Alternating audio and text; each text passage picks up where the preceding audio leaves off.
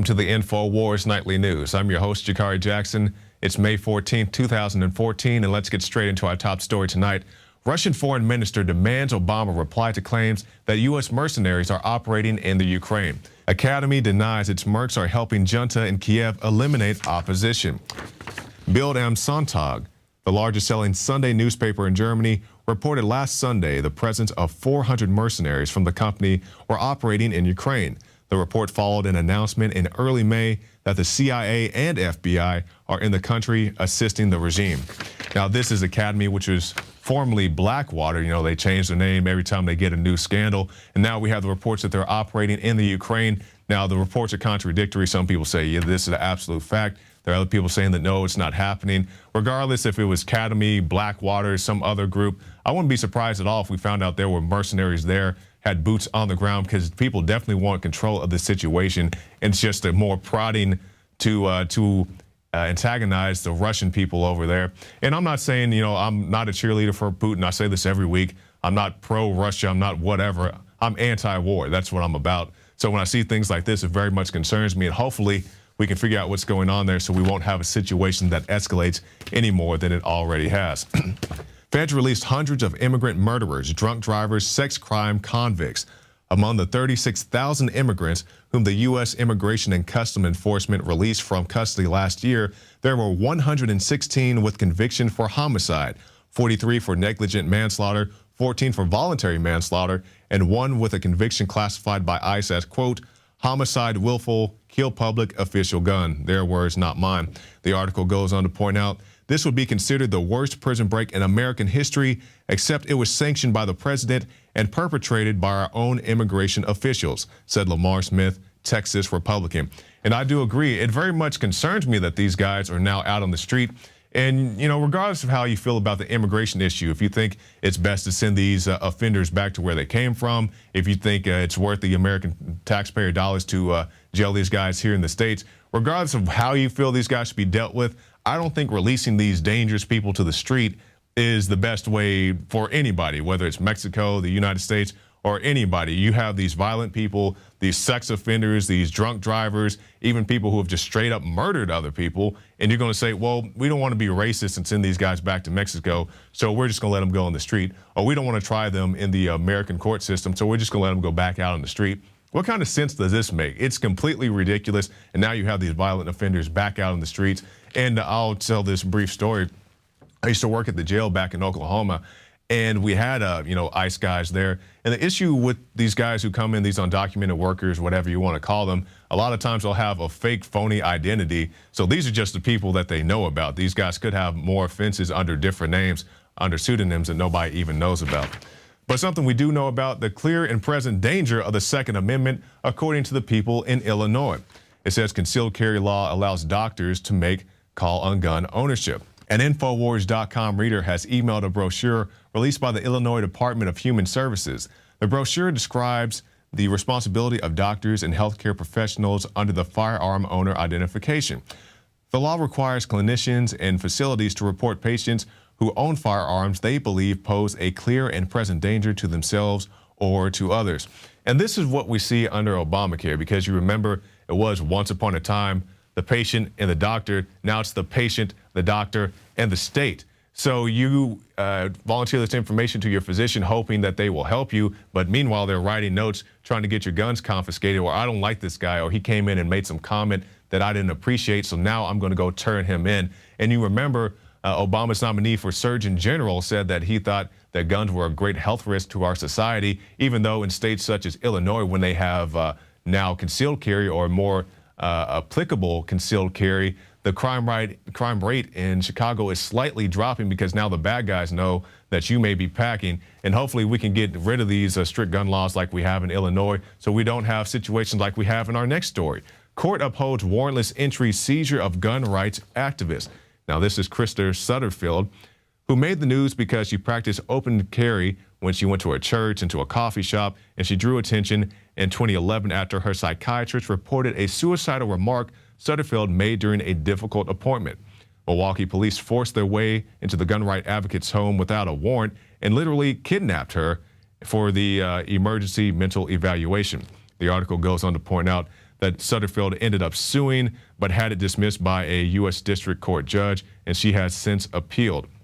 Now, I guess she did make some comment that was troubling to her physician, but under this emergency medical evaluation, they could pretty much just disappear you, I guess kind of NDAA you because of something you said or may not have said at all. And it's very troubling to me that you would go through these strict measures to not only take somebody away from their home, but also remove their firearms from them. And now you have to jump through all these flaming hoops of razor wire just to get your firearms back. So just more of what we said in the last story. Be very careful what you say, especially military veterans. They've been trying to take away your firearms. So if you go to VA, if you go to the doctor, be very careful. How many guns do you have? Like, that has nothing to do with my toenail infection or whatever reason that you're there at the doctor. So don't even volunteer this information if you find yourself at the physician.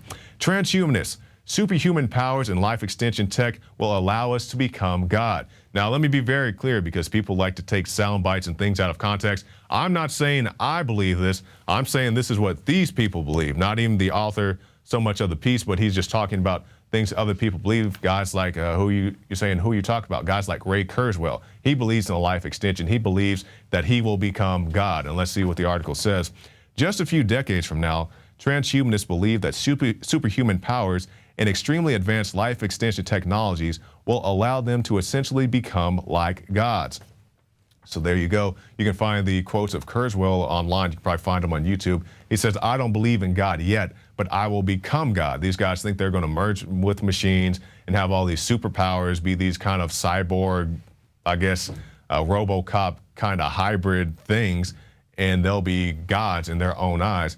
So, so I don't agree with it. I don't believe it. Even if your physical body somehow manages to survive a little bit while longer, you still have a soul and a spirit that has to be held accountable one day. So, if you think you're going to become God, Kurzweil, anybody else, good luck with that.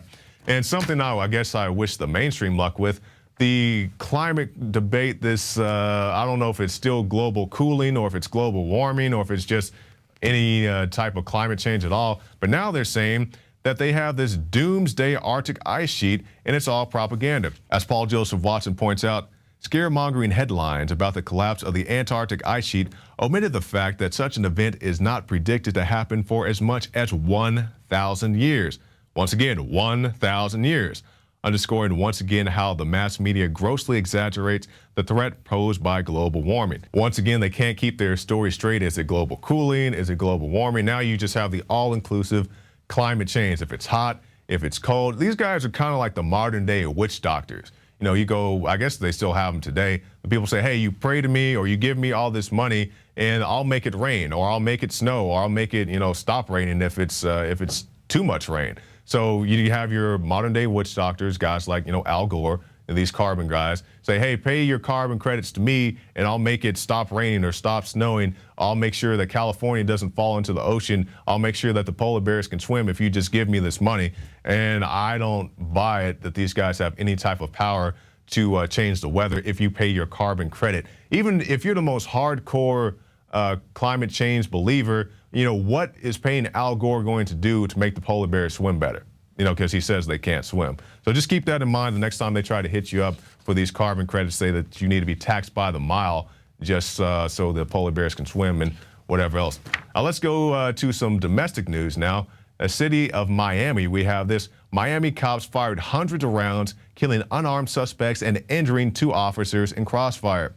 Florida police are investigating an incident in which nearly 24 officers fired a torrent of bullets at 2 unarmed men, killing both of them, injuring others, and risking the lives of neighbors.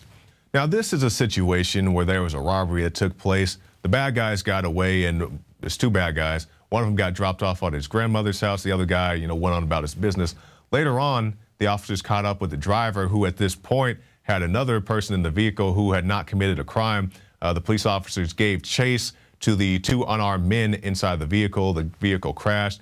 And from all accounts of the witnesses, the people inside the vehicle, the innocent man and also the suspected robber, were trying to give up to police. Witnesses say they had their hands up to say, hey, we give up.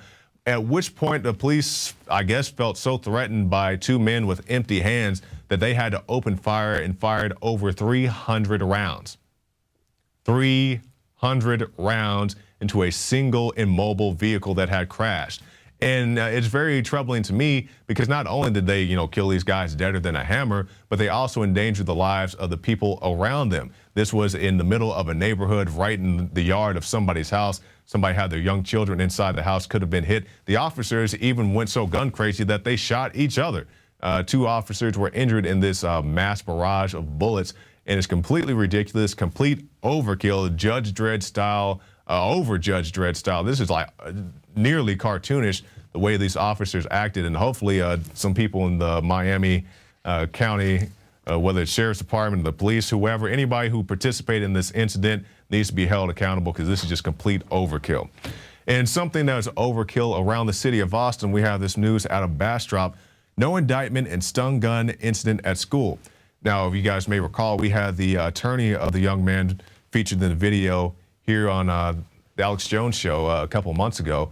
This was a situation where a young man at a school tried to break up a fight between 2 young girls. There's video of this online. You can see it for yourself. And after the fight was broken up, officers felt so threatened once again by this young unarmed man who was not physically being violent to them that they had to tase him and drop him to the ground. Now, the thing about it wasn't so much the tasing, it was when he hit the ground and he busted his head open. And now the young man is suffering brain damage. His attorney says that he's still working it out day to day, just trying to get his basic motor functions back going. He was in a coma for 52 days, but now he's out the coma. He's trying to rehabilitate. But the thing about it is the officer will not face any charges. And the issue about it is that they say it's compliant with a policy.